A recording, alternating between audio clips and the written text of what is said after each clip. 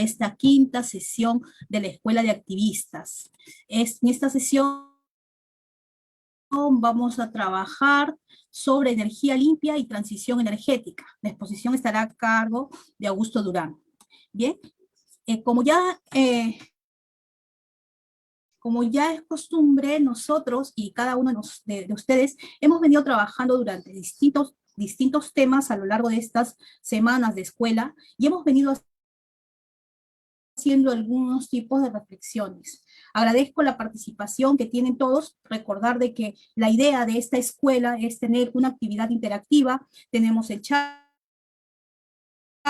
tenemos las actividades grupales, los trabajos que realizamos a través de Zoom, los links que pasamos para poder tener una apreciación de sus respuestas, de cómo vamos realizando el aula virtual, donde tenemos todos los materiales cargados y que ustedes pueden acceder, donde están todas las ponencias que estamos presentando, todos los materiales a los que hacemos referencia y a los que ustedes tienen acceso de manera total. Bien, la semana pasada nos fuimos con un trabajo, nos fuimos con una pequeña tarea. Entonces, en esa pequeña tarea era dar respuesta a una actividad. Teníamos que dar respuesta a una actividad y vamos a ver los resultados de esa pregunta, ¿bien? Vamos a presentar en este momento, voy a presentar la pantalla para que ustedes puedan ver la actividad, las respuestas que tenemos.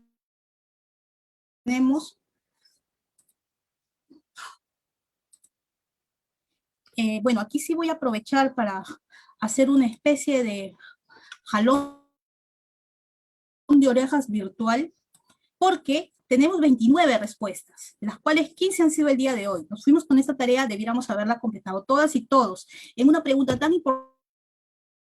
importante sobre cuán importante es el tema de Amazonía y resistencia climática en la problemática ambiental.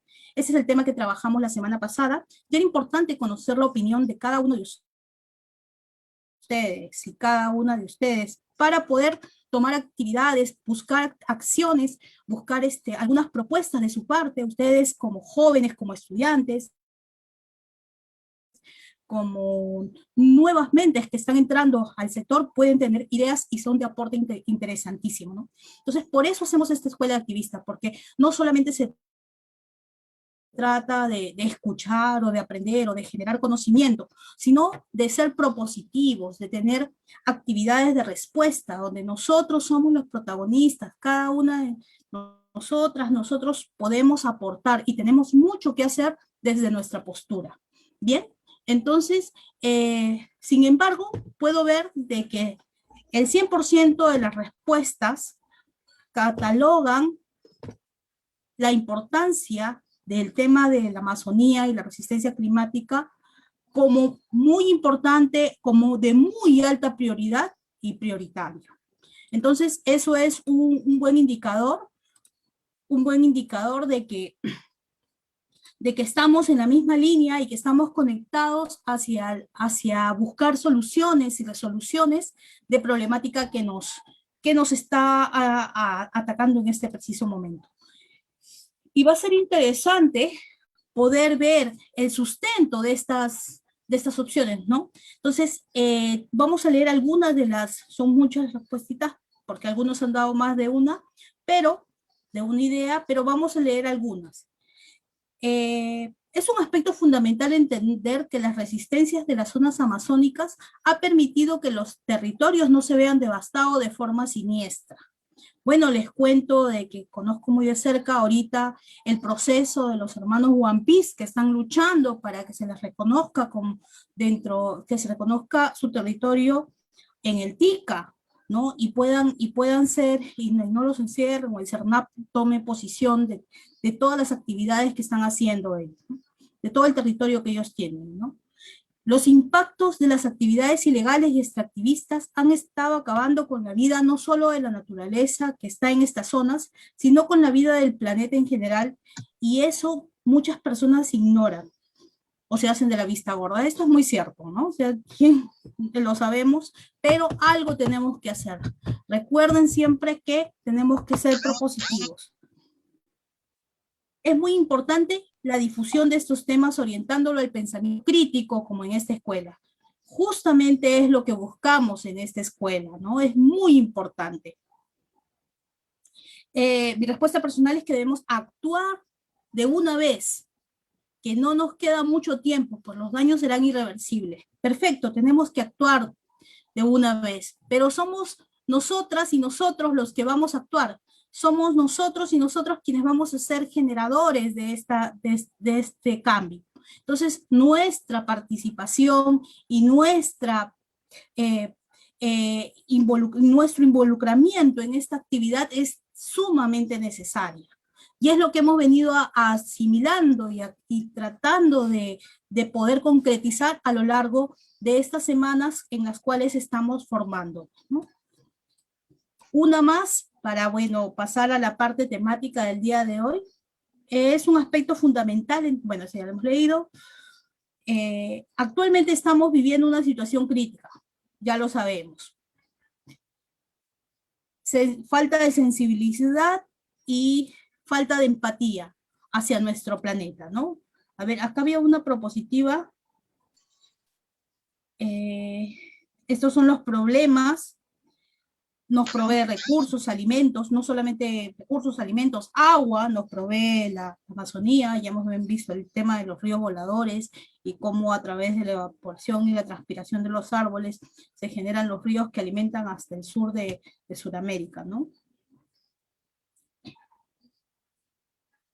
Se está dejando de darle importancia a la debida a la Amazonía. Eso es muy cierto. Hay un conformismo.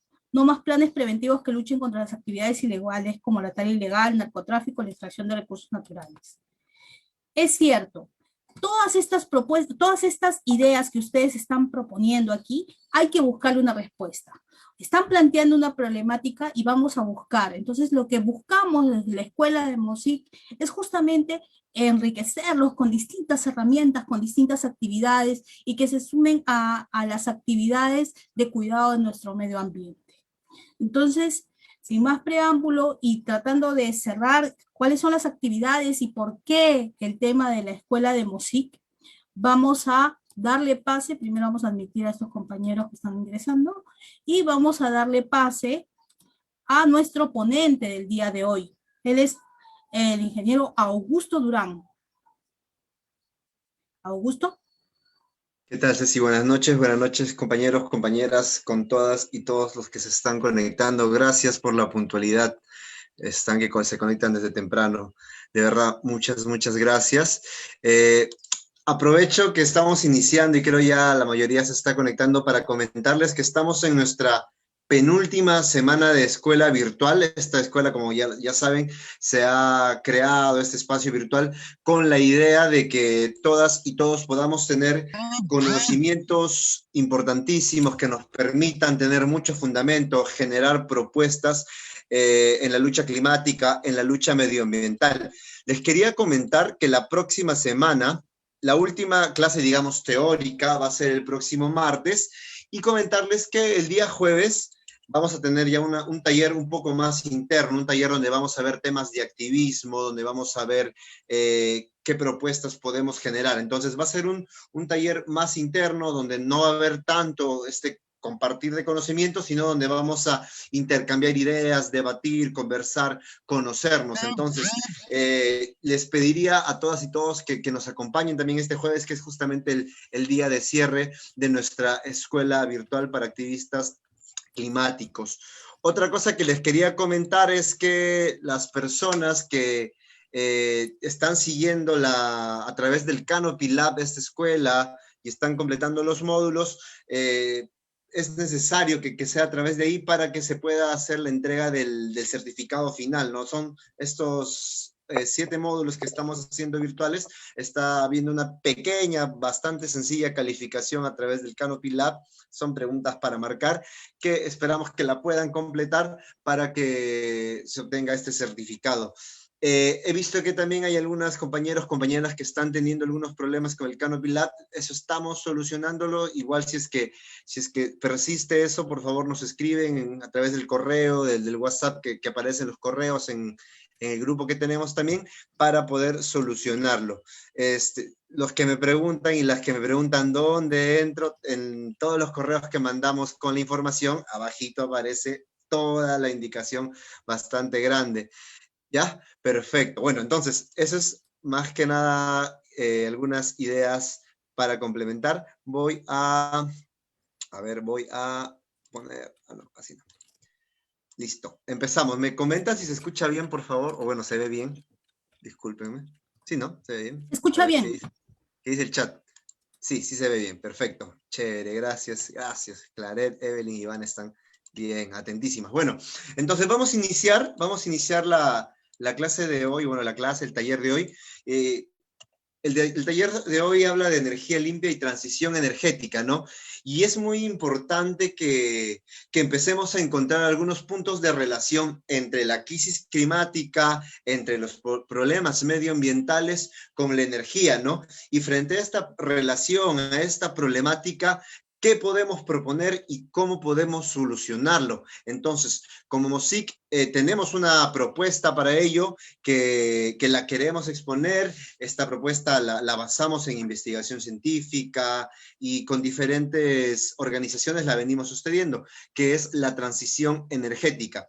Entonces vamos a ir desmenuzando poquito a poquito cada uno de estos conceptos para ir encontrando alguna posible solución. A ver, vamos con la primera diapositiva.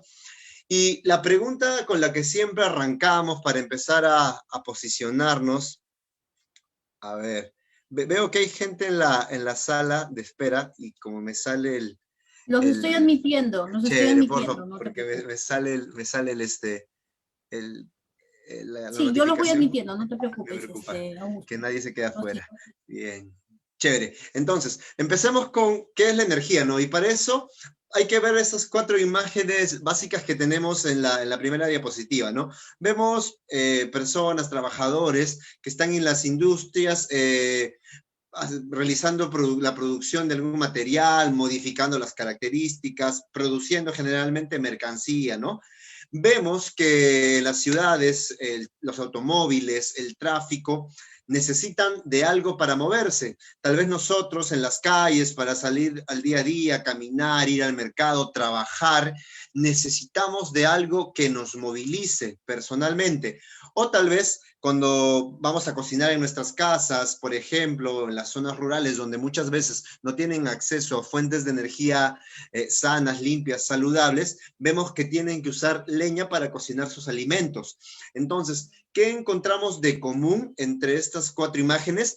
Es que para realizar diferentes actividades en nuestro día a día necesitamos algo muy, muy importante, y eso es la energía. Es por eso que la energía es algo inherente a nosotros, que no podemos separarla. Físicamente o científicamente, la energía se define como la capacidad que tiene un cuerpo para realizar trabajo. ¿Qué quiere decir esto? Que todo cuerpo es capaz de poseer energía, de tener energía en función de su movimiento. Mientras un cuerpo se pueda mover o pueda realizar movimiento, puede tener energía en función de su posición, de la temperatura, de la masa, de la composición química y otros diferentes elementos que interactúan en el entorno con los cuerpos. Entonces, la materia es energía y la energía es materia, ¿no? Eso lo decía Einstein, etcétera. Y tenemos que tener en cuenta que nosotros mismos y nosotras somos también energía. Entonces, la energía es algo transversal, es trascendental en nuestras vidas y la vamos a encontrar en cada cosa que hagamos. Está en todas partes, a nuestro alrededor, y vamos a ir desmenuzando punto por punto cómo esto afecta al clima, cómo afecta al medio ambiente. Perfecto. Vamos haciendo unas definiciones rapidísimas, ¿no? Siempre hay la pregunta, ¿no? ¿De dónde viene la energía? Y ahí siempre empezamos a hablar de fuentes, ¿no? El petróleo, el gas, etcétera. Pero tenemos que hacer una definición muy interesante y trascendental. La energía la podemos separar, o las fuentes de energía las podemos separar por renovables y no renovables. Es una definición bastante interesante y que nos va a ayudar mucho en las temáticas ambientales, definirlas así. ya la mayoría lo debe saber, pero igual lo repetimos. La energía no renovable es la energía que tiene un tiempo de caducidad o cuya fuente tiene un tiempo de caducidad. Por ejemplo, los hidrocarburos que se forman cuando elementos orgánicos se ponen debajo de la tierra y por el transcurso de millones de años se van descomponiendo y estos residuos orgánicos se vuelven en petróleo, en gas natural, etcétera. Entonces, esos son hidrocarburos. Eso es energía no renovable porque esta acumulación en algún momento se va a tener que terminar. También, por ejemplo, tenemos el carbón mineral, que es un combustible no renovable también, que se halla, por ejemplo, en las minas de carbón, que acá en Perú no tenemos tantas, pero igual es importante saber que es una energía o una fuente energética no renovable, y la nuclear, y ahí es cuando muchas personas se preguntan, oye, pero ¿por qué la energía nuclear es una energía no renovable? Porque para aprovechar la energía nuclear nosotros necesitamos elementos radioactivos, como por ejemplo el uranio. Entonces, el uranio es uno de los elementos, digamos, más escasos en la Tierra. Entonces, obviamente, si bien es cierto, da mucha cantidad de energía, también va a tener un tiempo de caducidad. Muy aparte que la energía nuclear es sumamente peligrosa. En tiempos normales, cuando no hay ningún desastre nuclear, tranquilamente puede no emitir ningún gas de efecto invernadero, por ejemplo, pero si es que hubiera algún desastre, algún desperfecto en estas plantas nucleares, el impacto al medio ambiente es terrible. Ya tienen, por ejemplo, el último caso en Japón, ¿no? En este desastre en Fukushima, que ha alterado y que el nivel de radiación llegó incluso hasta el mar peruano, ¿no? Entonces, es altamente peligroso y los movimientos ambientalistas no la consideramos como una solución, como una opción, porque tenemos otras energías alternativas que nos podrían ayudar muchísimo más en esta lucha climática. Es ahí cuando empezamos ya a hablar de energía renovable. Vamos a hacer una buena definición para poder ir entendiendo qué cosa hay o qué diferencia hay entre energía renovable y energía limpia, porque muchas veces también hablamos de energía limpia y justamente ese es el nombre de este taller, energía limpia. Entonces, ¿cómo se define la energía renovable? Como la energía es virtualmente inagotable, inacabable. ¿Y por qué decimos virtualmente? Porque no se va a acabar en millones y millones de años, como por ejemplo la solar, que proviene de la radiación del sol, la eólica, que proviene de la fuerza del viento, la mareomotriz, que aprovecha el movimiento de las olas para generar energía. Estas tres, por ejemplo, son consideradas limpias.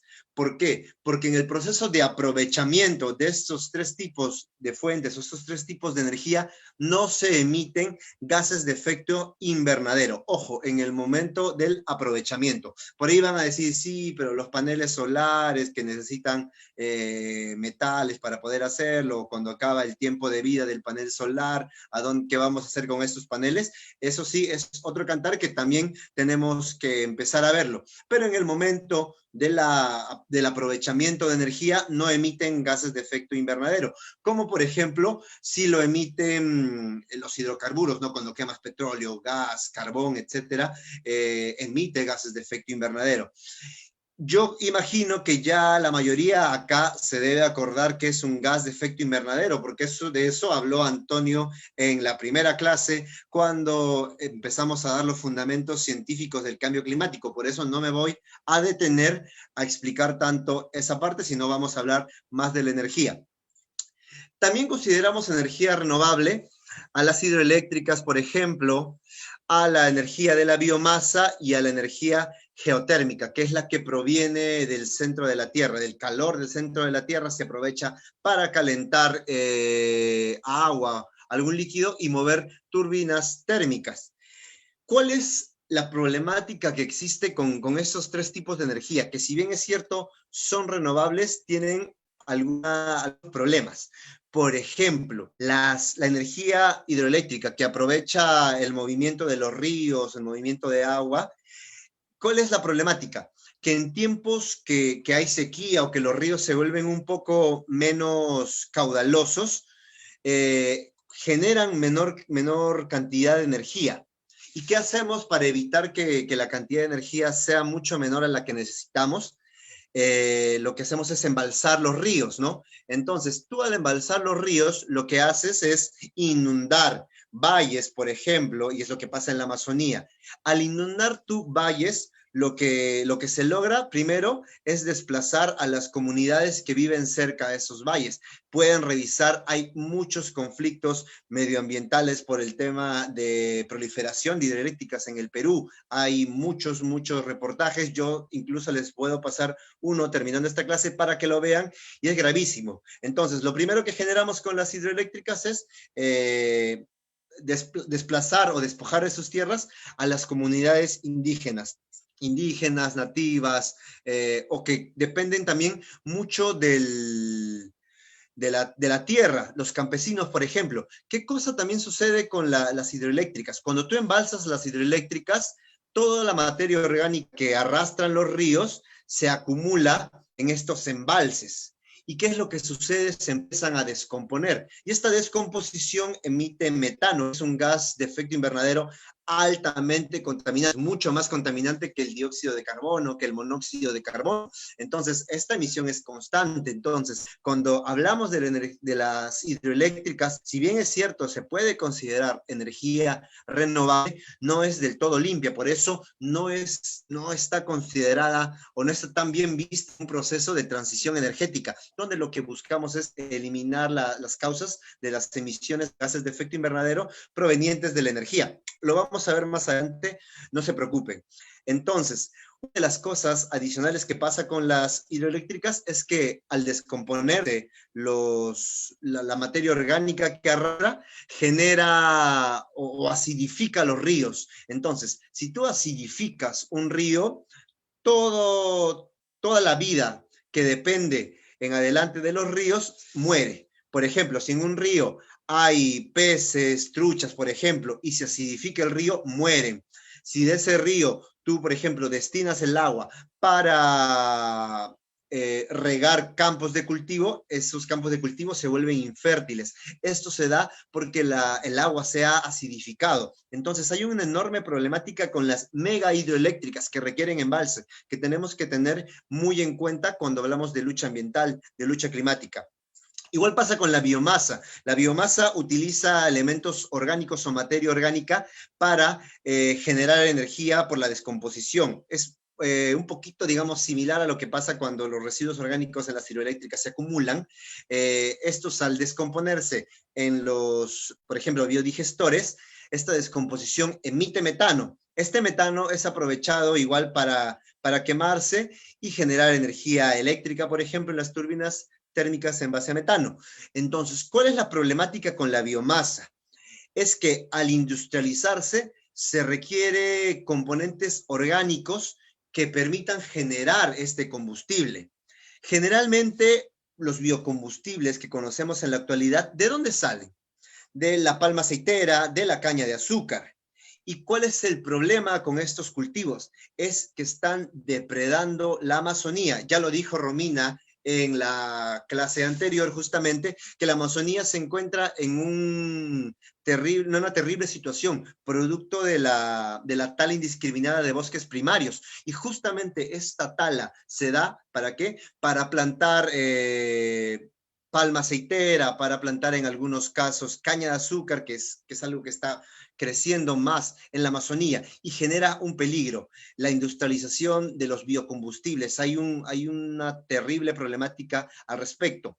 La biomasa sería muy bien vista si es que aprovechamos todos los desechos orgánicos que tenemos de las actividades diarias. Por ejemplo, en Lima, ¿cuántos miles de toneladas de residuos orgánicos en los mercados, en nuestras casas a diario mandamos a los botaderos, a los rellenos sanitarios? ¿Por qué no aprovecharla para hacerlos energía? Entonces, esa problemática es algo que tenemos que tener en cuenta cuando hablamos de la biomasa. Y la energía geotérmica tiene algunos problemas cuando se hacen los primeros pozos para encontrar las zonas más calientes, ya que son reservas de metano. Ese es digamos, un pequeño problema que con la tecnología se puede suplir, pero por lo tanto decimos que la geotermia no es del todo limpia, pero en comparación con las hidroeléctricas o con la energía de los biocombustibles, obviamente tiene mucha más potencialidad para ayudarnos en este proceso de transición energética. Bien, entonces, una vez hablado de esta problemática, digamos, y definido bien qué es la energía y de dónde proviene y cuáles son las fuentes, tenemos que ya empezar a enmarcar cuál es el problema. Y ya lo hemos ido viendo cuando vamos explicando cada una de las fuentes de energía, ¿no? El gran problema es acceder a la energía. Si bien es cierto, la energía está a nuestro alrededor, está por donde vayamos encontramos energía, el problema es acceder a ella para que la podamos convertir en electricidad o en transporte, por ejemplo, en los autos. Entonces, esa es la problemática. Muchas veces tenemos que quemarla y esta quema emite gases de efecto invernadero. Otra de las cosas importantes o de las problemáticas importantes que encontramos cuando hablamos de energía es que la generación nos ha traído grandes problemas como la contaminación, por ejemplo, derrames petroleros en la Amazonía, derrames petroleros en el mar y violación de derechos de los territorios. No olvidemos que cada año en la Amazonía, por ejemplo, hay muchos conflictos socioambientales, productos de derrames petroleros. El mismo tema del baguazo tuvo un trasfondo también con la problemática energética. Entonces, tenemos que ir viendo un poquito estas problemáticas y buscando una solución, una alternativa a la energía. Y para ello vamos a ir conversando un poquito más. Vamos a hablar un poquito de cómo estamos actualmente en el mundo, a nivel mundial. ¿Cómo es la producción de energía? Esta data es de la Agencia Internacional de Energía, que es una agencia mundial que día a día está estudiando, está revisando informes, está supervisando a los países y nos da data sumamente confiable. Y en su último reporte actualizado, que es del 2018, en el planeta se han emitido 1.666.071.4 gigawatts hora de energía. ¿Y qué podemos ver cuando vemos esta torta? Este gráfico que encontramos acá. Si vemos el aporte de cada tipo de fuente, por ejemplo, el petróleo aparece con el 31% de producción de este total de energía. Es la porción más grande de la torta. El carbón ocupa el 27% en el segundo lugar. La tercera fuente, gas natural, 23%. Energía de la biomasa, 4%. Acá van los biocombustibles que están siendo muy popularizados últimamente por esas empresas petroleras que ahora se quieren poner un logo verde y decir, no, ahora yo traigo biocombustibles, bioetanol, etcétera, para hacerle lucha al cambio climático. Bueno, lo vamos a ir viendo más adelante. La energía nuclear también, 5% es importante su aporte. La hidroenergía, la energía de las hidroeléctricas, un 3%, y la energía solar, un 2%. No hay mucho aporte, no es tan considerable el aporte de la energía eólica aún. ¿Qué podemos sacar de conclusión cuando observamos este gráfico? Que el 81% de la energía que utilizamos en el planeta proviene de la quema de combustibles fósiles, el petróleo, el carbón, el gas natural, y emiten gases de efecto invernadero. Entonces, el 81% de nuestras fuentes de energía son las que nos están llevando a esta crisis climática. Bien, justamente ya les he ido comentando, ¿no? Pero ¿qué relación tiene esto con el cambio climático? Ya les hemos estado diciendo, se emiten gases de efecto invernadero. Esta imagen es una radiografía buenísima, es del último reporte del IPCC, que es uno de los, que es el conjunto de científicos a nivel mundial que analizan toda la problemática ambiental. Entonces, de esto ya les comentó un poco Antonio en la primera clase, pero quiero traer un poquito o refrescar estas ideas. Cuando vemos este reporte del IPCC, el 73% de las emisiones de gases de efecto invernadero se deben a procesos donde interviene la energía, por ejemplo, en transporte, en la generación de electricidad y calor, en las construcciones, en otros tipos de combustión o de quema, en la factura, en la construcción, en la producción de bienes y en las emisiones fugitivas. ¿Qué quiere decir esto? Por ejemplo, cuando dejamos en nuestra casa abierto el gas, este gas se va a la atmósfera y también es potencialmente contaminante, ¿no? Es metano y es un gas de efecto invernadero. Entonces, el 73% de las emisiones de gases de efecto invernadero a nivel mundial provienen de procesos donde interviene la energía. Entonces, esta es una problemática terrible. ¿Por qué? Porque el cambio climático se da por la emisión excesiva de gases de efecto invernadero.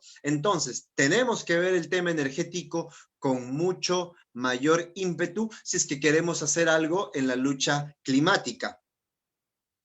Es por eso que decimos y afirmamos que nuestra adicción y dependencia a los combustibles fósiles nos está llevando, obviamente, a una catástrofe climática. Y para ir aterrizando un poco las ideas en el tema más ya nacional, en el tema más de Perú, vamos también a hacer la misma radiografía e ir viendo cómo es el tema energético en el Perú. Esta imagen se ha sacado del Balance Nacional de Energía del 2018, es el último balance que está actualizado, que lo da el MINEM. Y en el Perú, en el 2018, se produjo 1.049.021 terajoules de energía. Y cuando vamos a ver la torta, ¿qué podemos encontrar? Que el 63.2% de la producción energética del país se debe a la quema de gas natural. El 13.2% se debe a la energía proveniente de las hidroeléctricas o la hidroenergía. El 12.3% proviene de la energía de la biomasa. El 9.8% proviene de la quema del petróleo. 0.6% del carbón. Como tenemos poquísimo carbón, no utilicemos tanto, no es una fuente muy importante. La energía eólica participa con un 0.5% y la energía solar con un 0.4% de intervención en nuestra producción energética. Entonces, ¿qué podemos decir de esta fotografía de lo que pasa en el Perú? Es que el 73.6% de nuestra energía proviene de la quema de combustibles fósiles y de carbón. Esto es algo muy preocupante porque estamos aportando también gran cantidad de emisiones de gases de efecto invernadero a la atmósfera en el tema nacional. Perfecto. Algunas cosas que también tenemos que reflexionar es que nuestra matriz energética está es muy dependiente de los combustibles fósiles. Ya hemos visto que el gas natural tiene una gran participación en nuestro mix energético. Entonces, ¿qué es lo que está pasando con el gas natural y con los hidrocarburos, con el petróleo? Esta primera información es del MINEM también. Entre el 2009 y el 2019, la producción diaria de petróleo disminuyó de 71.000 barriles a poco más de 52.000. ¿Qué nos quiere decir este dato del Ministerio de Energía y Minas? Que nuestra producción está disminuyendo drásticamente. A este ritmo nos vamos a quedar sin petróleo en unos 24 años aproximadamente. ¿Y qué es lo que va a pasar si es que el Perú en 24 años se queda sin energía y no encontramos otras fuentes o no diversificamos nuestra matriz energética? Nos vamos obviamente a empezar a quedar sin energía y va a traer una enorme crisis.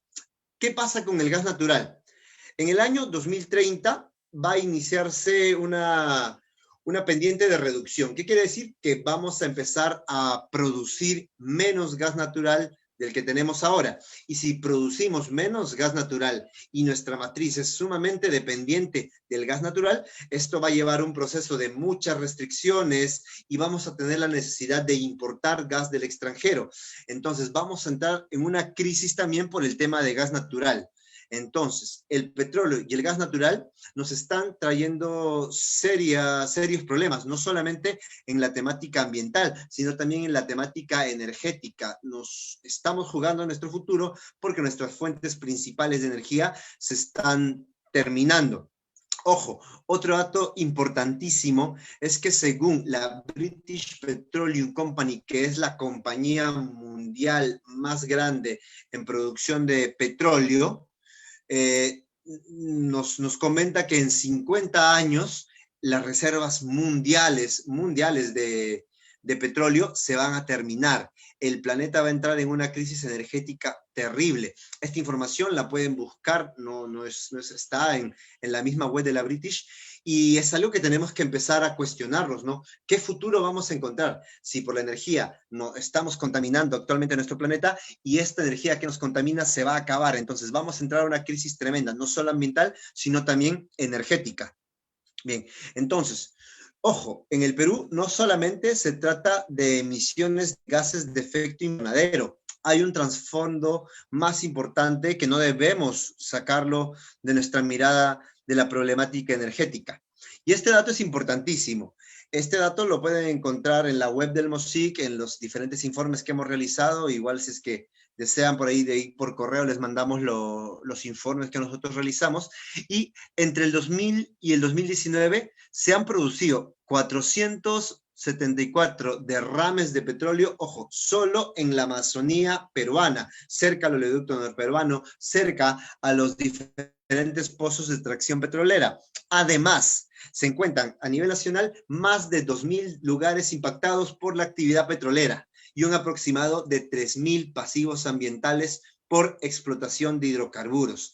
Entonces, el tema del uso desmedido de esta adicción a los combustibles fósiles no es únicamente emisiones de gases de efecto invernadero, también es una temática o problemas ambientales en nuestros territorios, sobre todo en la Amazonía y sobre todo en el mar del Perú, son los lugares donde se ha derramado más petróleo. Hay muchos pasivos ambientales que están afectando a las comunidades indígenas, que están afectando a las zonas de pescadores o al litoral peruano. Entonces, tenemos que buscar una nueva fuente o diversificar nuestras fuentes, dejar de depender únicamente del petróleo, del gas natural.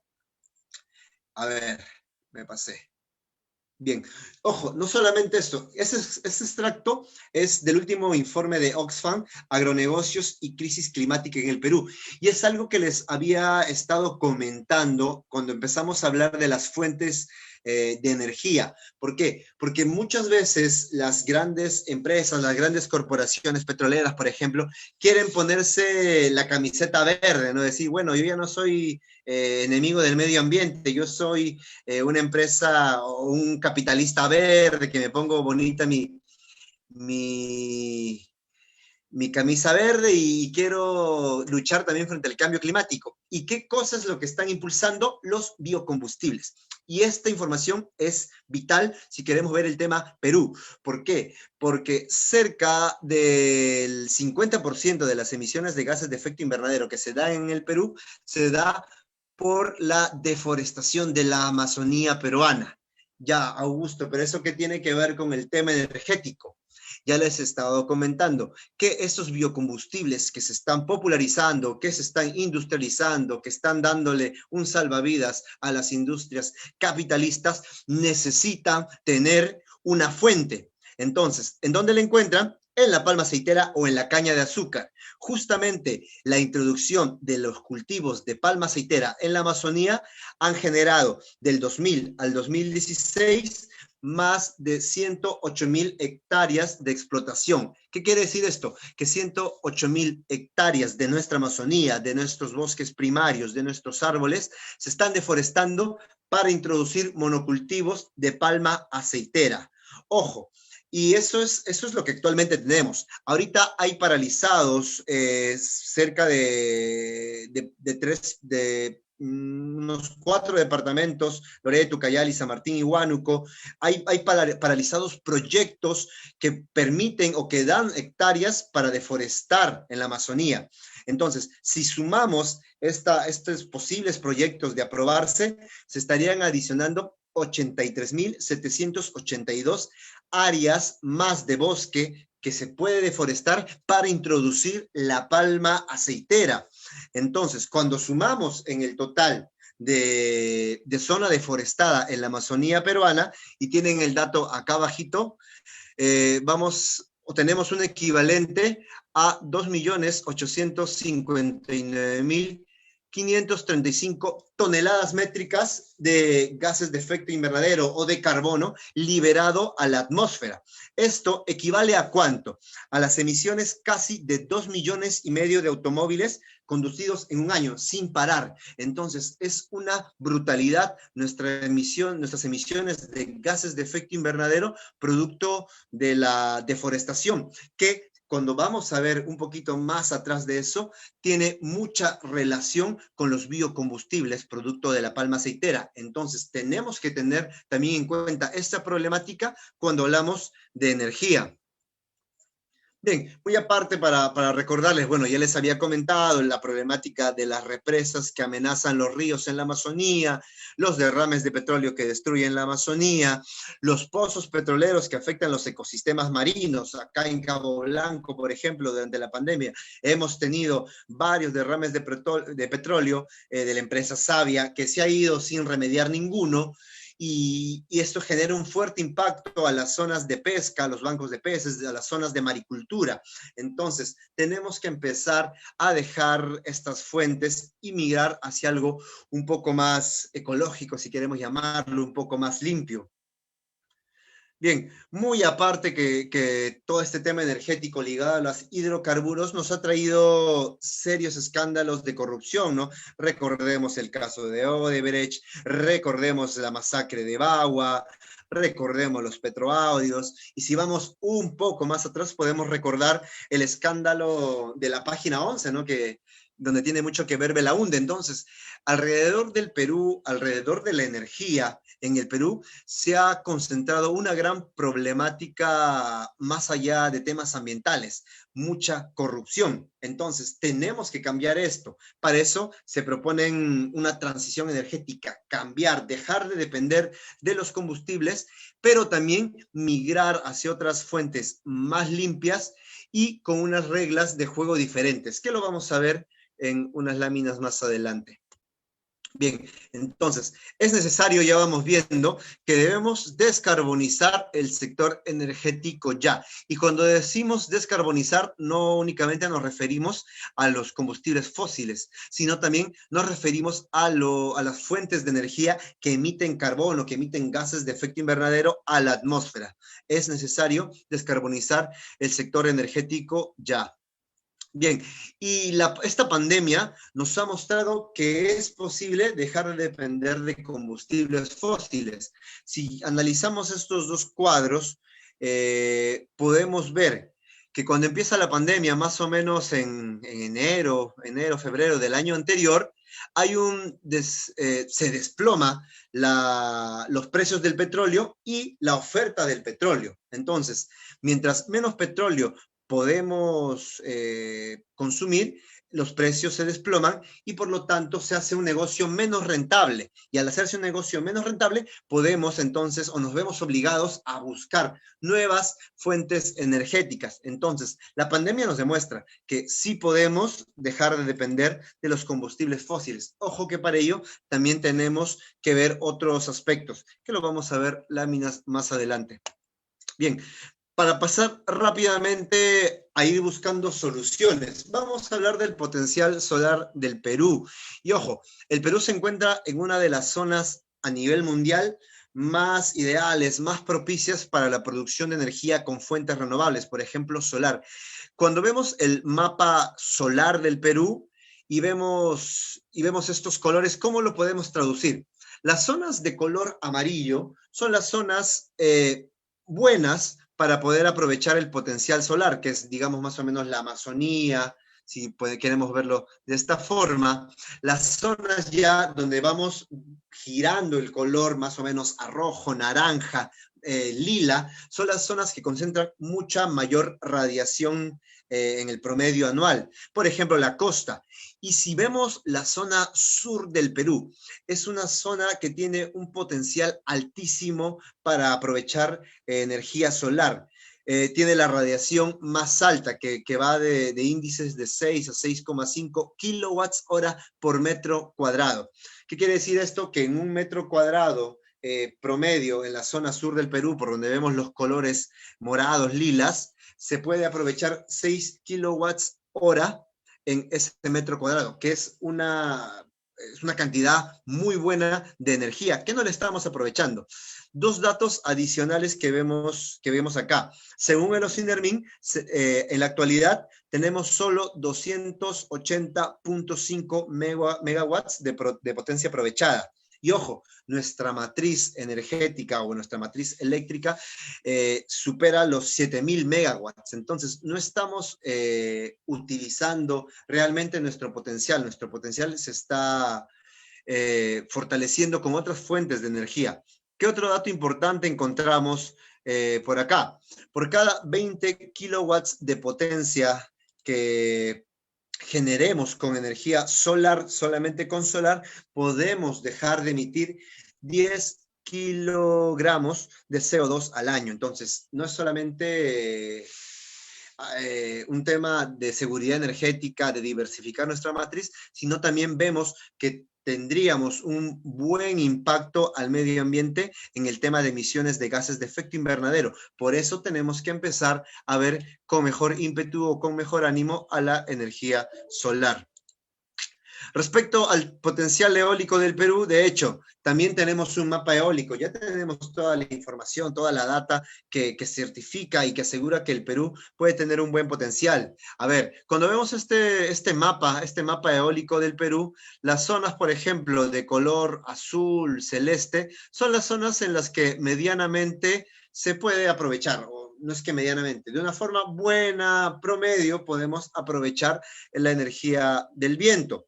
Las zonas que ya son de color más amarillo, más rojo, incluso marrón, como por ejemplo Cajamarca o la zona del litoral peruano, son zonas óptimas donde tenemos la mayor potencialidad para aprovechar la energía eólica, que actualmente no lo estamos aprovechando, salvo en Ica, en el sur, que hay unas primeras plantas de energía eólica que se van realizando.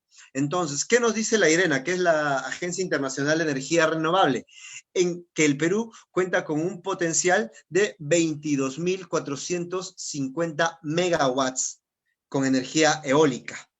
Y lamentablemente, ¿qué podemos encontrar cuando vemos los informes de los INERMIN, de las últimas subastas que se dan para introducción de energía renovable en el Perú? Que solamente de estos 22.450 megawatts de potencia aprovechamos 1.8% de lo que podríamos aprovechar en potencial eólico. Entonces, estamos desperdiciando nuestra energía eólica, nuestra energía renovable en el Perú actualmente. Pasando un poquito más también a las posibilidades que tenemos, encontramos la energía geotérmica. Si bien, como les había comentado, por ahí tiene ciertos problemas en el momento de la exploración, luego la energía geotérmica es incluso mucho más segura que la energía solar o, por ejemplo, la energía eólica. ¿Por qué? Porque la energía geotérmica aprovecha el calor constante del centro de la Tierra. ¿Qué quiere decir esto? Que podemos tener una producción constante de energía, cosa que se critica muchas veces a la energía solar, que únicamente se puede aprovechar durante el día, o que criticamos a la energía eólica porque decimos que a veces no tiene la misma intensidad la fuerza del aire. Entonces decimos que es muy intermitente, que no puede tener un suministro constante de energía. Entonces, esto se podría, digamos, suplir con el potencial geotérmico que encontramos en el Perú. Y también tenemos un mapa geotérmico en el Perú que nos dice qué zonas son las más propicias para aprovechar la geotermia. Y tenemos que recordar que el Perú se encuentra en el cinturón de fuego del Pacífico. ¿Qué quiere decir esto? Que tenemos zonas volcánicas muy, muy importantes donde podríamos tranquilamente aprovechar este potencial. Por ejemplo, nuestros amigos y amigas que se están conectando de Arequipa, de Tacna, de Moquegua, ellos son quienes podrían aprovechar mucho más este potencial geotérmico. Incluso toda la parte de la cordillera de los Andes. Si vemos, por ejemplo, por Ancash, en esta parte, en esta zona de amarillo, si me siguen en el mapa, que indica que hay potencial o que hay fuentes geotérmicas, que hay volcanes que podrían tranquilamente o darnos potencia geotérmica. Si vemos un poquito más en la zona centro del Perú, vemos un poquito la parte de color anaranjado, que indica que también hay presencia de energía geotérmica en esta zona del Perú. Bueno, ya les comenté que en la parte sur es la parte más privilegiada de todo el Perú, que concentra muy buena cantidad de energía solar, ya habíamos visto el mapa solar del Perú, y también concentra muy buena cantidad de energía geotérmica. Entonces, el sur del Perú está privilegiado. No debería dejar de tener un suministro constante. Según el organismo japonés de cooperación internacional, descubrió que el Perú tiene un potencial geotérmico de unos 3.000 megawatts de potencia. Esto equivale cerca al 50% de la energía eléctrica que producimos en todo el país. Entonces, lamentablemente, de nuestro potencial geotérmico recién estamos empezándolo a explorar. Podríamos suplir cerca de la mitad de nuestra necesidad eléctrica con energía geotérmica, que lamentablemente no se está haciendo en el Perú por ciertos intereses, que lo vamos a ir viendo más adelante.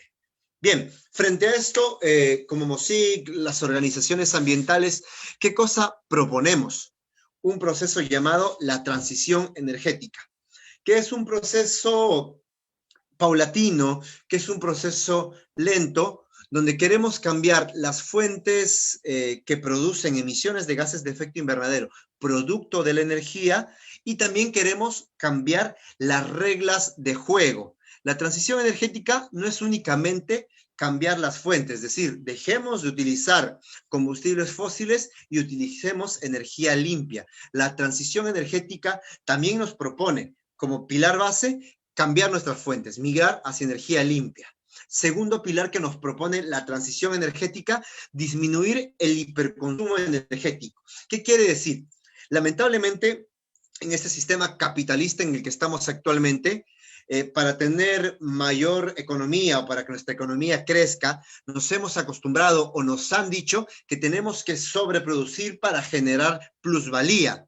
Y esta sobreproducción requiere también una superproducción, una hiperproducción de energía para poder producir la mercancía. Entonces, mientras que no reduzcamos nuestro hiperconsumo de energía, no vamos a poder tener una transición real. Y para esto, ¿qué cosa se propone? Planes de eficiencia energética, empezar a utilizar ahorro energético. Y, por ejemplo, cuando vamos a ver el caso del Perú, las desigualdades energéticas son terribles. ¿Por qué? Porque cerca del 60% de la energía eléctrica que se produce en el Perú la consumen las grandes mineras, las grandes industrias, y el restante va para los peruanos y peruanas. Y sin embargo, vemos que en las zonas rurales cerca del 15-19% no tienen acceso a energía eléctrica. Entonces hay una enorme desigualdad energética. Por eso proponemos la transición con un pilar que cambie las reglas de juego. Y para eso también hablamos de democratizar el acceso a la energía. ¿Y qué cosa es democratizar el acceso a la energía? Es preguntar a los ciudadanos y ciudadanas que vivimos en Lima, a las comunidades rurales, a los pueblos indígenas, ¿qué queremos hacer con nuestros recursos energéticos?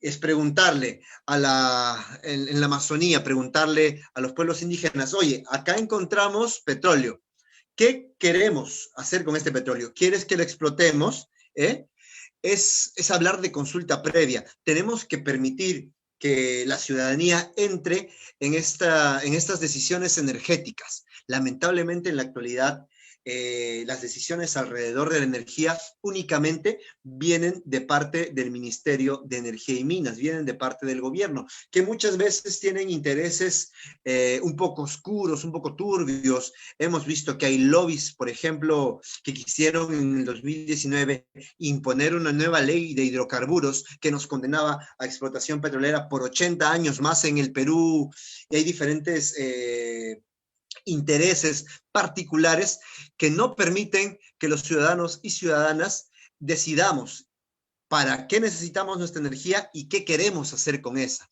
Entonces, la transición energética propone esas tres cosas: cambiar nuestras fuentes de energía hacia energías más limpias, disminuir el enorme hiperconsumo de energía que tenemos en la actualidad y democratizar el acceso a la energía. Generar el concepto de prosumidor, no sé si todos y todas lo hayan escuchado, pero actualmente en el tema energético solo existe el concepto de consumidor. Los ciudadanos de a pie que estamos en nuestras casas únicamente consumimos energía, pero ahora tenemos que hablar del concepto de prosumidor, ser productores y consumidores de la propia energía. Por ejemplo, ¿esto cómo ayudaría? Cuando vemos las dos imágenes de acá abajo en la diapositiva, vemos que las comunidades rurales, que muchas veces no han tenido el acceso a la energía eléctrica, pueden tener mayor calidad de vida, pueden tener mayor desarrollo en base a energía renovable. ¿Por qué? Lamentablemente, para las empresas eléctricas, para las empresas energéticas, no es rentable llevar energía a un pueblo pequeño. ¿Por qué? Porque tiene que pagar líneas de transmisión, porque tiene que subir cerros, que bajar cerros, y para ellos no es un negocio. ¿Por qué? Porque esa energía llegaría de manera carísima hacia los consumidores finales, que muchas veces son comunidades rurales, que son pueblos indígenas. Entonces, obviamente, las grandes corporaciones van a defender por sobre todo el lucro, sus ganancias. Entonces, no están llevando la energía a estas personas porque no es un buen negocio para ellos. Entonces, nosotros con la transición energética proponemos que democraticemos el acceso a la energía, que todas y todos, si deseamos, podamos producir nuestra propia energía. Eso es muy interesante. Y estas dos imágenes que les puse acá abajo son de experiencias reales que han habido. La primera imagen, que son los dos señores que están con sus paneles solares, han recuperado toda la, digamos, todos los recursos biológicos que tenían en sus lagunas. ¿Cómo así? Mediante el uso de energía renovable lograron evitar que la laguna que ellos tenían en su comunidad se seque en temporadas obviamente de sequía, y gracias a eso han evitado que los peces naturales de ese lugar se mueran. Entonces, esto ha permitido que incluso introduzcan trucha y otras especies para que puedan ellos vender en los diferentes mercados. Entonces, les ha traído una nueva oportunidad de desarrollo. Si vemos la imagen del costado, son las maestras hilanderas, el nombre es de Cibayo, en Arequipa, si no me equivoco. Ahí por el chat me pueden confirmar si es Cibayo, creo que sí. Entonces, ¿qué pasaba? Esta comunidad es una comunidad artesanal que se dedicaban a la hilandería, a la ganadería, y no tenían mayor acceso a energía eléctrica. Entonces, hilaban a mano. Hilar a mano, bueno, toma su tiempo. ¿Qué pasó? Mediante el uso de paneles solares, ellas lograron movilizar aparatos de hilado eléctricos. Entonces, ¿qué lograron con eso? Lograron tener una producción de hilo mucho mayor. Y si tienes, obviamente, más hilo, puedes producir más chompitas, chalecos, chalinas. Y eso, como es tu fuente de recursos, te llevaría también a un mayor desarrollo local. Entonces, hablar de transición energética es eso: democratizar el acceso a la energía, volvernos prosumidores, que no tengamos que esperar de las decisiones de las grandes corporaciones para tener el acceso a la energía.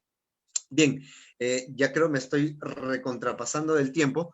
Por eso, esta es una infografía que la soltamos en el MOSIC, que para nosotros es muy importantísima y nos da 5 razones de por qué urge la transición energética en el Perú.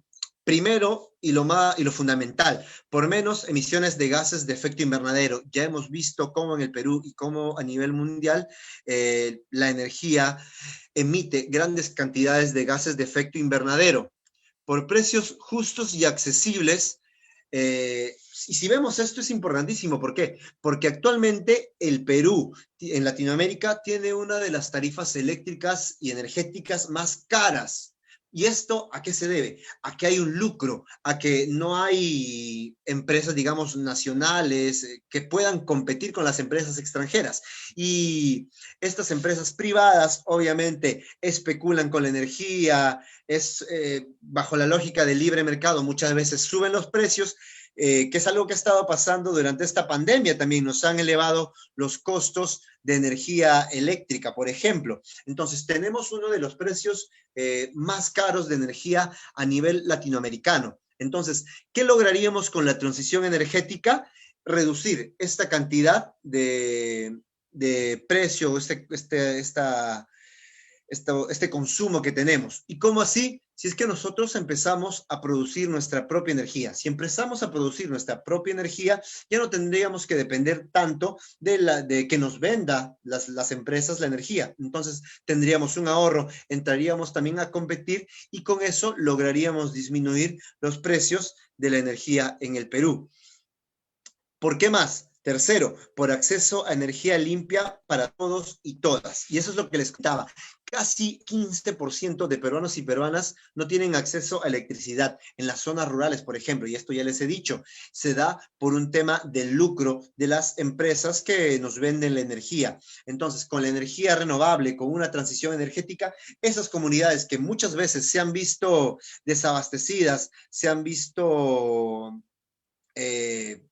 ignoradas por esas empresas, podrían tener acceso a energía y sobre todo limpia. Es inadmisible que llegando al bicentenario del Perú, en nuestra sierra, en nuestra Amazonía, todavía hayan familias que utilizan leña y no solamente hay que irnos fuera de Lima, en las zonas cerca de mi barrio, yo vivo en Independencia, cerca acá nomás, vemos cómo las personas aún utilizan leña, utilizan madera para cocinar, para alumbrarse. Entonces es inadmisible que a puertas de nuestro bicentenario sigamos teniendo esta desigualdad energética, mientras las grandes empresas sí tienen un suministro constante, sí les llega la energía, lucran con esa energía. Entonces tenemos que también apostar por la transición energética para eliminar esta desigualdad.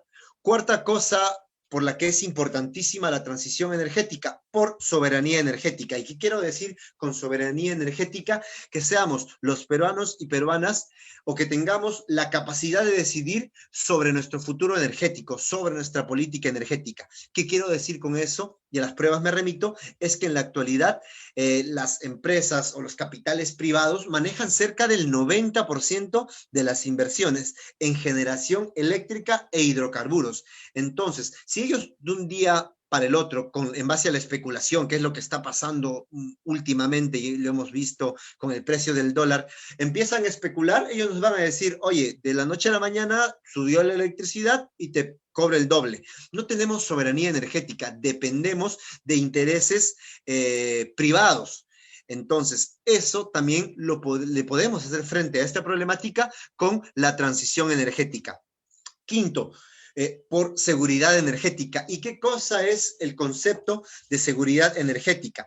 Es que tengamos una matriz segura, que nuestra matriz tenga muchas fuentes, que sea diversificada. Habíamos visto, actualmente nuestra matriz energética depende principalmente del gas natural y por ahí un poquito de petróleo y las hidroeléctricas. Lamentablemente hemos visto, ya, chévere, ya acabo justamente, y hemos visto, lamentablemente, que casi el 90% de estas inversiones en energía dependen de empresas privadas, ¿no? Que cuando quieren nos pueden subir precios.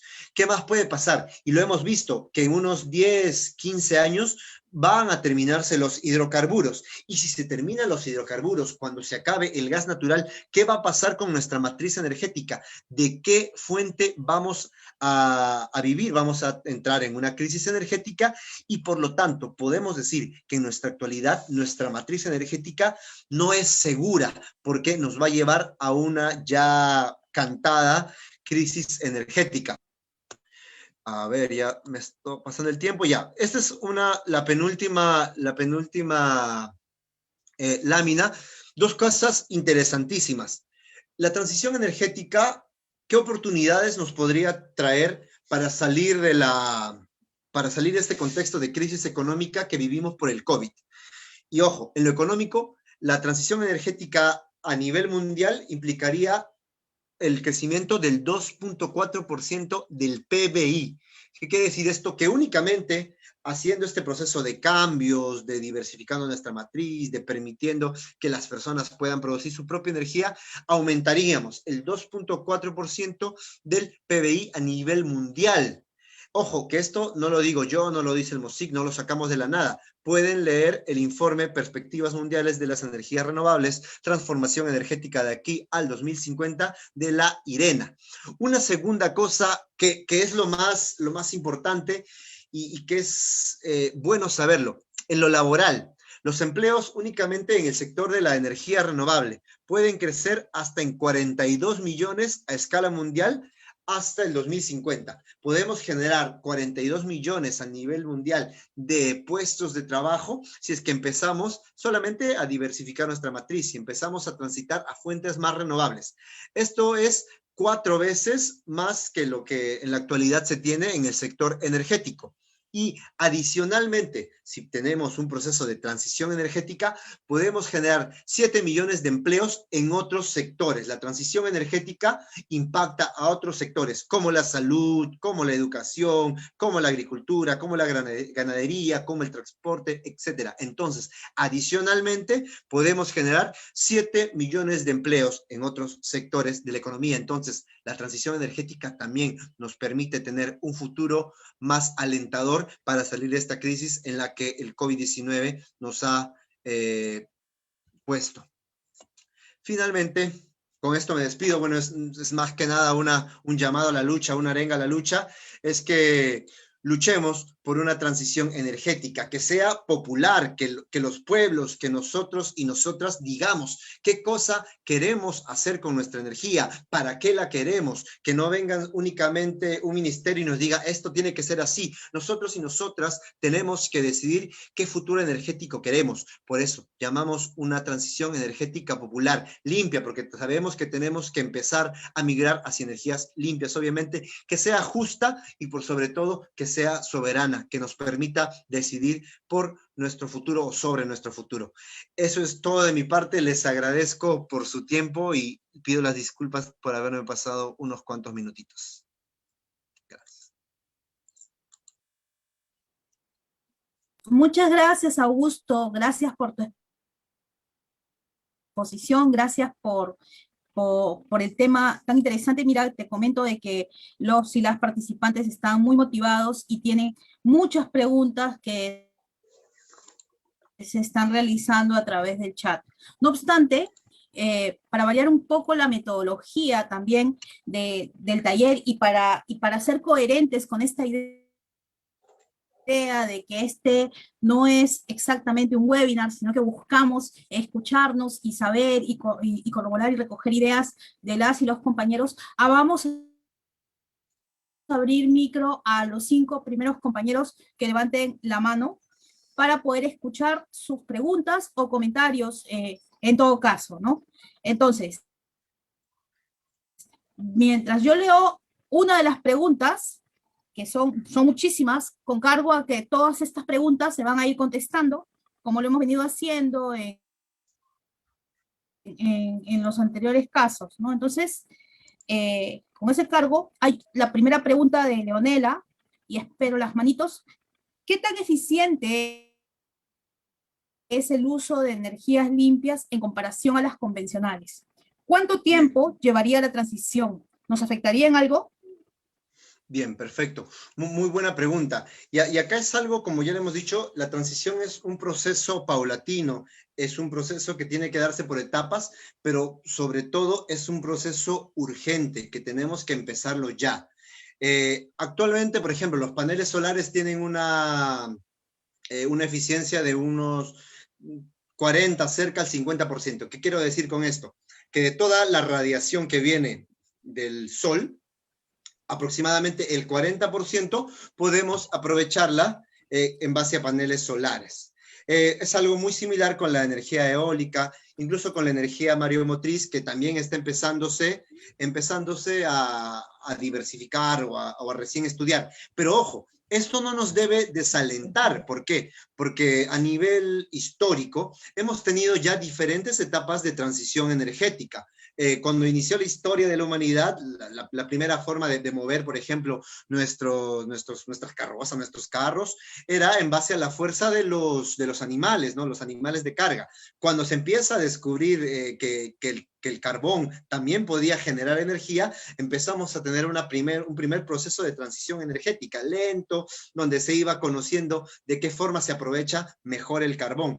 Obviamente que esto nos tomó una gran cantidad de años porque no era un proceso urgente, ¿no? Entonces se iba dando con el tiempo. Luego tenemos un segundo proceso de transición energética cuando se empieza a descubrir el petróleo. Entonces este proceso también toma muchos años porque tampoco no era un proceso urgente. Y en base a estos años es que se va haciendo mucha investigación, es que se empieza a generar mucha ciencia, mucha tecnología alrededor de eso y se estudia cómo aprovechar más la energía que produce el petróleo, que produce el gas. Entonces, ¿qué es lo que pasa actualmente? Ya estamos iniciando un nuevo proceso de transición energética, pero ¿cuál es la diferencia? Que este proceso de transición energética no podemos dejar que caiga por su propio peso. Ahora tenemos una urgencia de realizarlo ya, que es la crisis climática en la que actualmente estamos viviendo. Entonces, ¿qué es lo que tenemos que empezar a hacer? Sí, empezar a cambiar las fuentes. Si bien es cierto, ahorita, con el nivel de conocimiento que tenemos, con el estado del arte que tenemos, no tenemos, digamos, una producción, un aprovechamiento muy óptimo, digamos, de la energía renovable, digamos, va cerca al 50, cerca al 60, está avanzando mucho, está entrando con precios más competitivos, pero esto va de la mano con la investigación, con impulsar a que las universidades hagan estudios, y de hecho que es un tema muy político, depende mucho de voluntad política, que se empiece a invertir en ciencia y tecnología en las universidades, en las escuelas, en los institutos. Gracias. Bien, gracias Augusto. Vamos a darle paso a Cintia Carlos y luego a Cristian Ari para sus comentarios. A ver, adelante Cintia. Hola, muy buenas noches. No sé si me escuchan. Sí, te escuchamos bien, Cintia. Cuéntanos de dónde nos estás hablando. Hola, buenas noches. Mi nombre es Cintia. Vengo, bueno, de Huánuco. Y justo solo tengo una consulta o una duda acerca de lo que habló sobre, por ejemplo, la hilera eléctrica, cómo se realizó, cuáles fueron sus especificaciones, por decirlo así, o si es que en el caso de MOSIC, donde hay algo como que un post donde hablan más que todo de ello, ¿no? Me interesó bastante eso, lo que mencionó en la transición energética de la hilera eléctrica, es decir, donde las señoras, por ejemplo, lo hacían como tipo manualidades, no manual, pero ya con la energía limpia, por decirlo así, lo pudieron hacer como una hilera eléctrica. Eso es lo que tenía dudas, si es que era ese nombre correcto o no, pero quisiera saber más información al respecto acerca de ese tema. Solo eso. Perfecto, gracias, Cintia. Muy buena pregunta. De hecho es un sistema bastante sencillo, porque el panel solar lo ponían en el techo, en una superficie donde le caiga el sol directo, y se unía a una batería. Entonces, este panel solar cargaba la batería durante el día.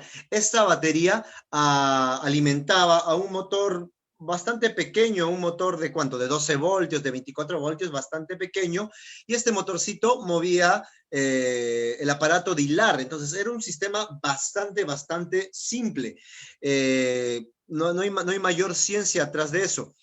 yo les propongo, y esto ya de cara, digamos, a la siguiente semana, donde vamos a tener un taller final de activismo, que nos pongamos la fecha para empezar a ver cositas más, digamos, tipo de innovación, de tecnología, y podemos hacer una suerte de pequeño círculo de estudios que nos juntamos y diseñemos algo con energía solar. Eso lo podemos ver y queda la promesa de que lo podamos hacer la próxima semana que tenemos nuestro taller final, donde vamos a ver cositas más de activismo, de cómo podemos pasar a concreto estas experiencias. Queda la promesa.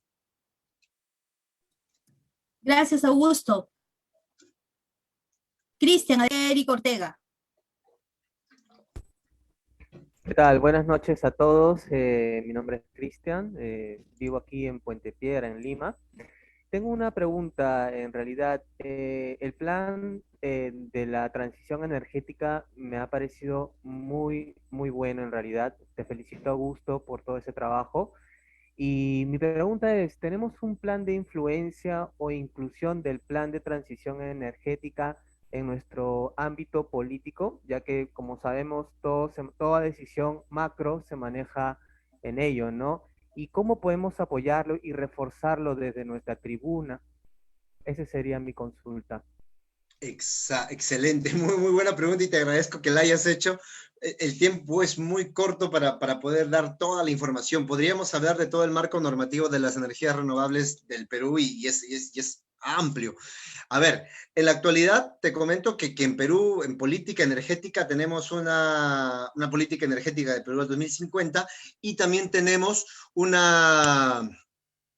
decreto legislativo 1002, que es un decreto legislativo que lo que permite es un marco normativo que haga más amigable, más propicio para el uso de energía renovable para generar electricidad. ¿Qué cosa digo con esto? Que es un marco normativo que permite o da facilidades a las grandes empresas para que utilicen energía renovable, como por ejemplo con alguna disminución de aranceles a la importación, como un régimen de depreciación acelerada y en temas más económicos, con el tema de se me fue la palabra ahorita, a la potencia firme, por ejemplo, ya me acordé, el tema de la potencia firme, que son temas más normativos, más técnicos. Lamentablemente, lo que no tenemos, o lo que no teníamos, lo digo así, era una norma o era una política que nos abre el debate a la transición energética en el Perú. Y digo, teníamos porque ya la hay. Y nosotros, y por eso te agradezco la pregunta, es que desde el MOSIC hemos propuesto una ley de transición ecológica que incorpora muchas ideas de la transición energética y ideas más, por ejemplo, para evitar la deforestación, para que se paguen recursos ecosistémicos, etcétera, que va fuera del tema de transición energética.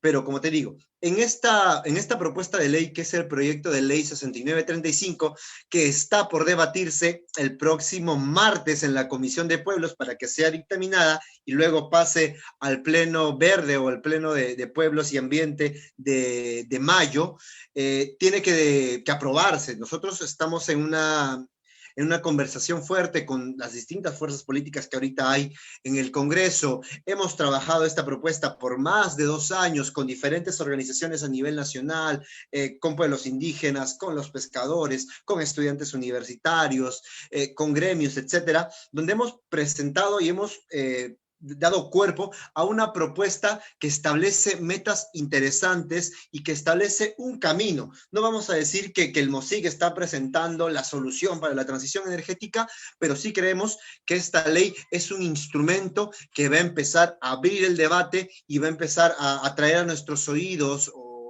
este nuevo concepto de transición energética y va a permitir que empecemos a debatir qué futuro queremos y qué metas queremos lograr. En este proyecto de ley, que les invito a verlos, es el proyecto de ley 6935 que se presentó este año, propone la transición ecológica y como uno de sus pilares la transición energética. Está con metas reales en base a mucha investigación que hemos realizado. Les invito a todas y todos a que lo lean y tenemos mucha información en la web del MOSIC. Muchas gracias, Augusto. Gracias por tu respuesta. Vamos a darle paso a Eric y para terminar a Renata Madueño. Eric Ortega y para terminar. Hola, ¿qué tal? Eric, Buenas noches. adelante. Hola, ¿qué tal? Buenas noches, ¿me escuchan? Sí, ¿Me escuchan? sí, te escuchamos, Eric. Ya, sí. Bueno, primero felicitar el trabajo de Mosí con Augusto, excelente presentación. Tengo dos preguntitas.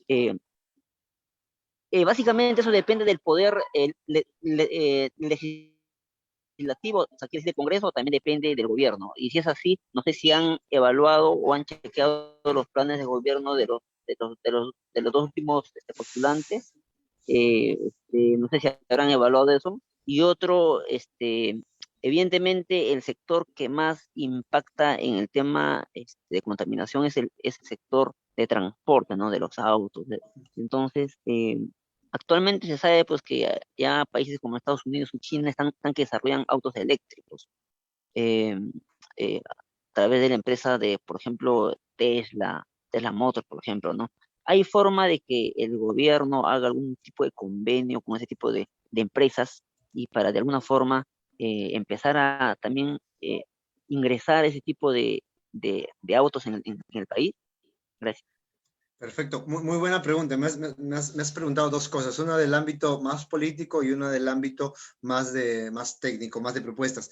Vamos primero con lo político, y eso es a una percepción mía como Augusto Durán, no voy a decir que hablo como Mosique en esta oportunidad, y ya les comenté. Ya les comenté, para iniciar nuestro proceso de transición energética podemos hacerlo de distintas formas. Migrar a energía renovable, energía limpia. Lamentablemente, ninguno de los dos planes, digamos, tiene una propuesta convincente o algo que hable de migrar hacia energías renovables. Entonces, vamos primero con este pasivo en ambos planes de gobierno.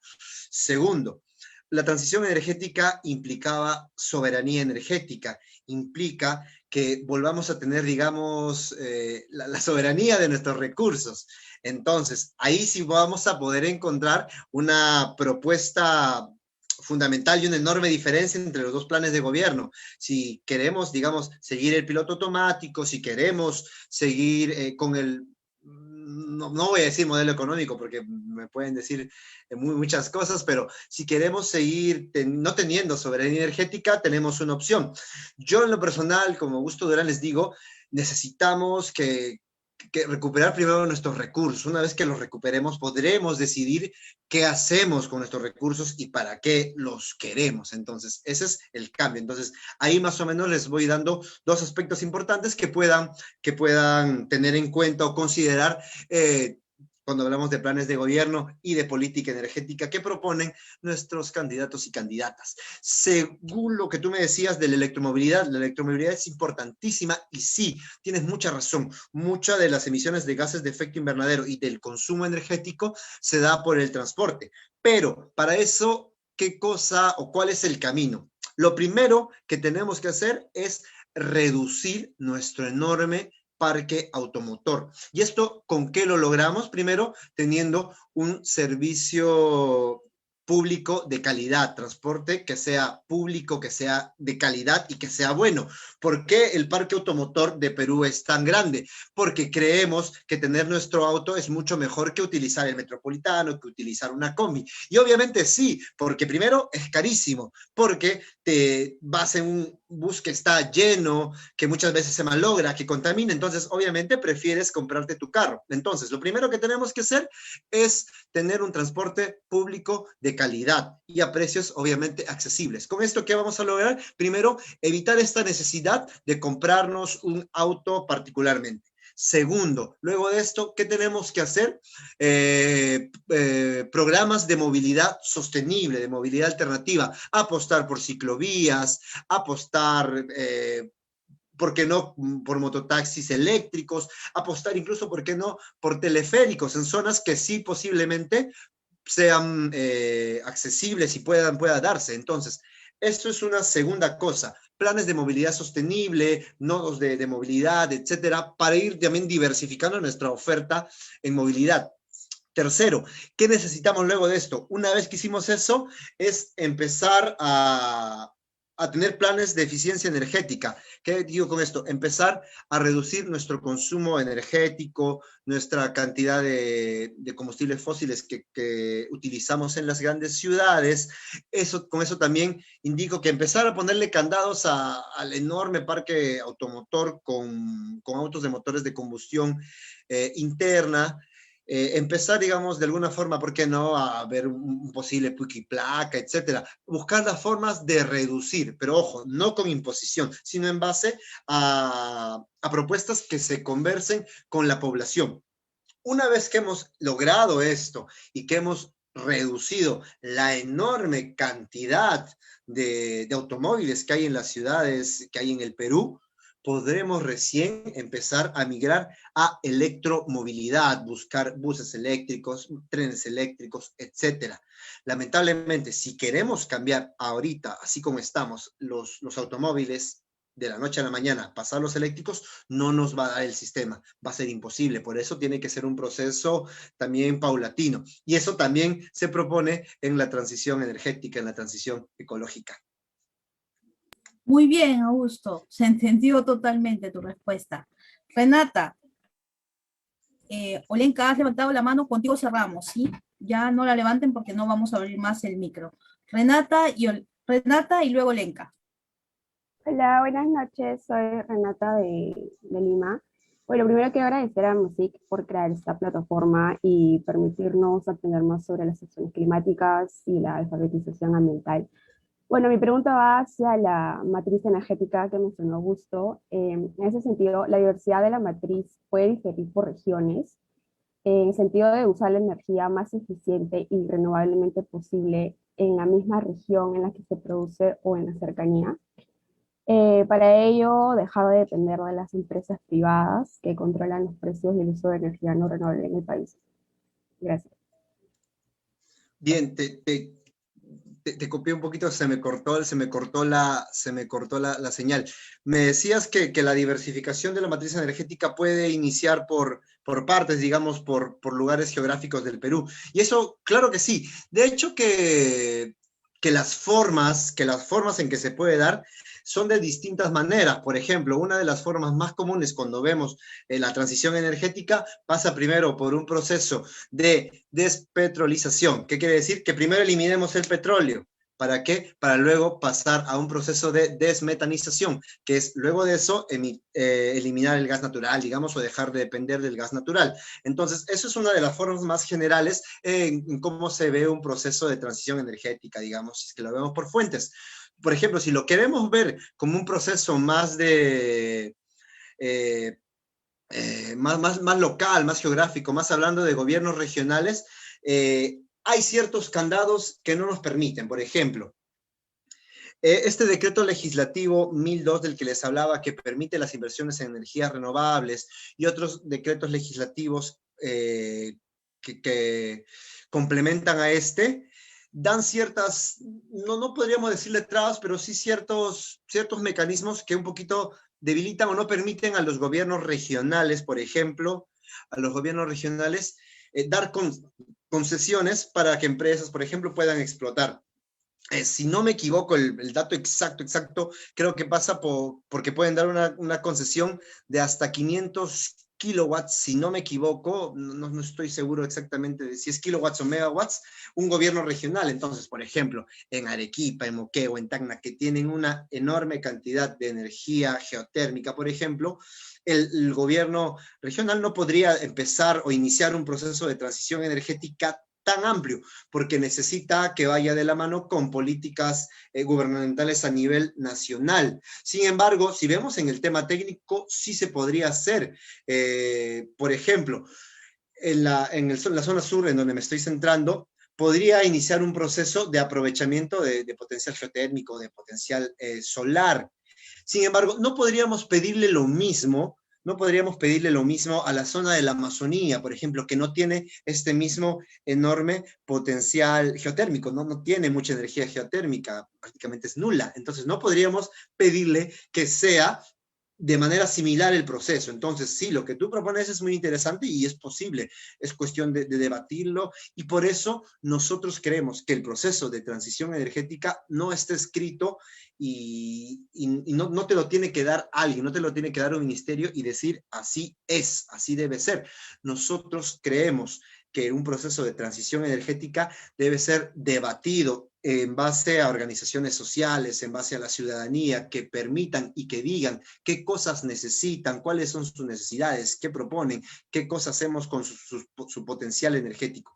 Eso es algo que se debe hacer, conversándolo, debatiéndolo con las personas. Eso es muy importante. No me acuerdo bien la última parte de tu pregunta, pero creo que me decías algo de controlar precios, creo, y controlar precios, de hecho, que puede servir en un contexto cuando es súper abusivo, de repente como el que estamos viviendo actualmente, o como cuando se da, por ejemplo, la subida del precio del oxígeno, que llega a puntos exorbitantes, ¿no? Podría servir. Pero antes de entrar a una política tan, digamos, agresiva, como le suelen llamar, de control de precios, ¿por qué no empezar a competir? El Estado, como empresa pública, empiece a competir con estos productores privados que te venden la energía. La empresa pública se ha visto muy satanizada, se ha visto muy, digamos, mellada, ensuciada, porque dicen que es ineficiente, porque dicen que no cumple, etcétera, etcétera, un montón de cosas. Lamentablemente hay un trasfondo también que es muy, muy político detrás de las empresas nacionales. Y les comento, por ejemplo, el caso más, digamos, reciente, de Petroperú, por ejemplo. Es una empresa que muchas veces se le deja sin capital, que muchas veces el gobierno no se quiere hacer cargo, que no se preocupan mucho, que tiene mucha burocracia, que muchas veces sus directivos son puestos por intereses privados o intereses o amigos del gobierno, por los lobbies, y obviamente esa empresa no va a surgir, entonces se ha precarizado. Y si esa empresa, obviamente, toda su estructura se precariza, va a dar un mal servicio. Pero no es que la empresa nacional o la empresa del gobierno sea mala. Es que el gobierno que toma las decisiones alrededor de las empresas nacionales han tomado las malas decisiones que han llevado a que dé un mal servicio. Entonces, tenemos que cambiar ese chip y ver un poquito más allá de eso. Yo, en lo personal, sí soy muy creyente de que tenemos que tener empresas estratégicas en el sector de energía. Es fundamental. Estamos viendo que mucho de nuestro desarrollo, de nuestra calidad de vida, depende de la energía y debemos tener empresas nacionales. Está apagado tu audio. Muchas gracias, Augusto. Tenemos la última pregunta de Olenka. Adelante, Olenka. Sí, muchas gracias. Buenas noches a todos y todas. Gracias, Augusto, por tan increíble ponencia. Más que una consulta, es más, digamos, un comentario. Tomando en cuenta justo esto último que acabas de mencionar, digamos, sobre esta posición que podría tener el Estado, digamos, ya no de únicamente alguien que tenga un reglamento, sino alguien que está, digamos, en la acción respecto ya de realizar actividad empresarial, claramente bajo ciertos parámetros, ¿no? Porque algo que me llamó bastante la atención y que en general lo tienen las personas es que satanizan mucho a lo que es el ente público. Y por medio de ello, esa clase de iniciativas a veces no pueden ser tan bien vistas cuando realmente son sumamente importantes y buenas para lo que es el ambiente. Y además de ello, algo en lo que está bastante acostumbrado, sobre todo el tema en cuanto a la explotación de recursos, es que esto se sigue realizando por empresas que más que tratar de dar un beneficio, más que nada económico, causan un detrimento ambiental. Entonces, esta clase de iniciativas legislativas claramente lo que ayudan es a cambiar paulatinamente, como tú has mencionado, en energías limpias, en energías verdes, pero ¿cómo haríamos con el tema de la educación, ¿no? Porque eso está bastante regularizado, internalizado con la empresa privada, la exploración, extraer recursos, explotarlos, y va a ser bastante complicado quitarle ese chip a las personas. No digo que sea imposible, pero sí va a ser una tarea ardua. Entonces quería saber un poco cuál es tu perspectiva respecto de este último punto que mencioné. Perfecto. Me has hecho una pregunta comprometedora, porque hablando ya de términos más de educación y creo que trascendiendo más del tema energético, si esperamos que un gobierno haga algo, lamentablemente hemos visto que en los últimos 200 años, ya vamos a llegar al bicentenario, los gobiernos se han movido por intereses de poderosos, por intereses de grupos económicos, etc. Nosotros lo que consideramos como MOSIC es que debemos iniciar los movimientos ambientales, los movimientos sociales, las organizaciones de base, deben iniciar el debate. Si es que bien nuestro sistema educativo está controlado por ciertos, digamos, intereses o por ciertos lineamientos, bacán, eso se sabe. Entonces, frente a ello, se va a luchar porque se cambie eso. De hecho, esa lucha se da socialmente por permitir educación pública de calidad, etc. Pero también nosotros apostamos por la educación popular, la educación, y justamente lo que estamos haciendo ahora, ¿no? Nosotros y nosotras creemos que también podemos aportar en algo. Estas escuelas formativas lo hacemos por eso, para dar otra perspectiva, para generar debate, y nosotros lo que esperamos es que ustedes vayan a sus barrios, vayan a sus universidades, a sus casas, con las organizaciones con las que activan y les digan, mira, ayer conocí esto, ayer en el MOSIC me enseñaron esto, y qué tal si empezamos a debatir. Cuéntales que hay una posibilidad de cambiar este sistema energético, que hay una posibilidad de no contaminar, que hay una posibilidad de salvarnos de la extinción por la crisis climática. Cuéntales eso, a la par de hecho que también se reclama por derechos, por educación pública de calidad, etcétera, y lo vamos a hacer. Pero nosotros somos estamos muy convencidos que la educación popular, que la autoformación, que compartir un poquito esto que se va aprendiendo con el tiempo, también es un pilar importantísimo en nuestro proceso educativo. Básicamente eso.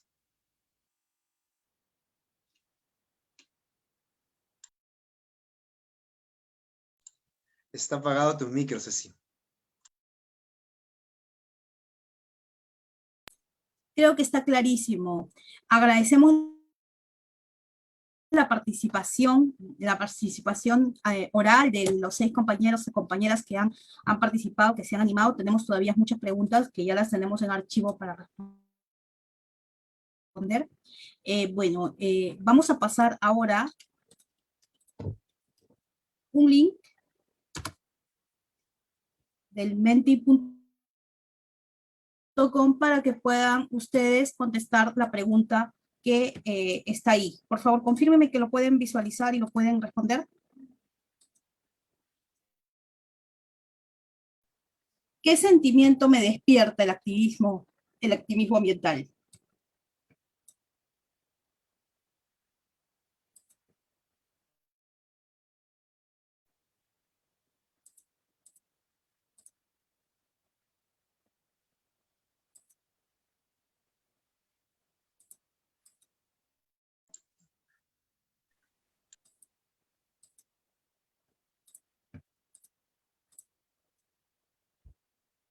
¿Lo vemos, compañeros?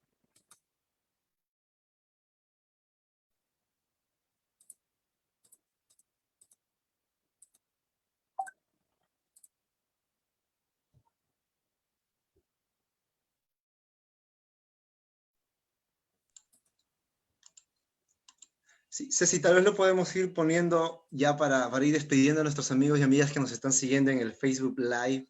Decirles que si quieren seguir en ese taller, ya la parte de trabajo de grupos, enviamos a los correos el enlace de Zoom. Les agradecemos la participación. Así es. Muchísimas gracias a quienes nos siguen por el Facebook Live. Muchas gracias a todos y todas. Hemos tratado también de hacer esta parte más dinámica en consideración a aquellos compañeros que después de a la hora de trabajo de grupos se van quedando, ¿no? Entonces, muchas gracias, creo que los esperamos la próxima semana a cada uno de ellos.